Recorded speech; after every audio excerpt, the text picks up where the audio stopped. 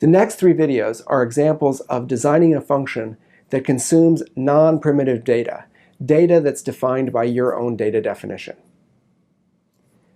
Now, they're HTDF problems, so mostly you know how to do them. Remember, I said the HTDF recipe is largely orthogonal to the form of data, but it isn't completely orthogonal to the form of data. One real dependence between function design and form of data has to do with the number of tests that's appropriate for that function. So in these videos, I'm going to pay particular attention to the number of tests that we're going to use based on the form of data. I'm in ILStarter.racket, and the problem we're asked is to use the seatnum data definition and design a function that produces true if the given seat number is on the IL. So the first thing I would do is go look at the seatnum data definition, and it reminds me that the seatnum is a natural number from 1 to 32 inclusive, and that its seat numbers in a row, and 1 and 32 are the IL seats. So now I can get started on my function. I'll quickly do the signature, purpose, and stub.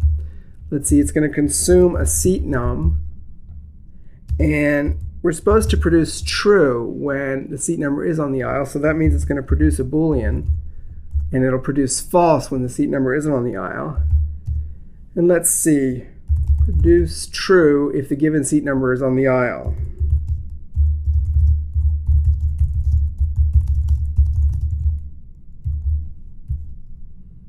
And let's see, the function, this is a predicate, so we'll name it using the naming convention for predicates like this, IL question mark, the seat number is, and we'll just produce false for the stub. So let me run that to make sure the stub is well formed, and it is. Okay, now let's get to the examples.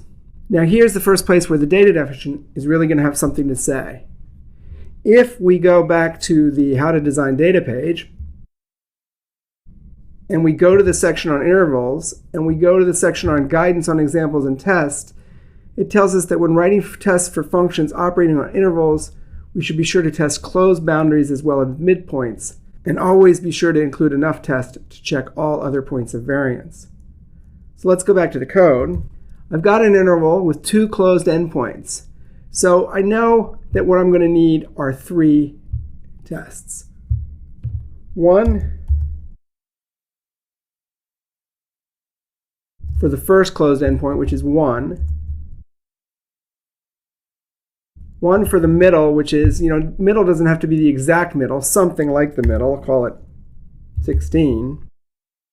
And 1 for the closed upper endpoint, which is 32.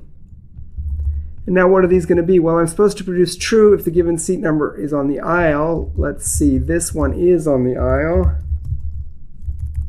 This one is not. And this one is. Notice how much information the data definition gave me about generating the tests. Data definitions are always going to be helpful this way. They're not always going to make it quite this straightforward.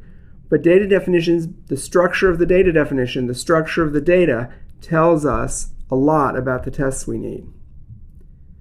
So let me run that. Good. They're all running. Now for the template, what I'm going to do is I'm first going to comment out the stub. I'm going to say use template from seatnum, and I'll just leave that note. I'll copy the template down, and I'll use it like that. I have to rename it to be IL, because that's the name of this function. And let's see, I'm consuming a seat number, which is a natural from 1 to 32, and I need to produce true if it's an IL seat. That means I need to produce true if seat num is 1. Also, seat num is 32, and I just need to OR those two together. Let's try that. All 3 tests pass.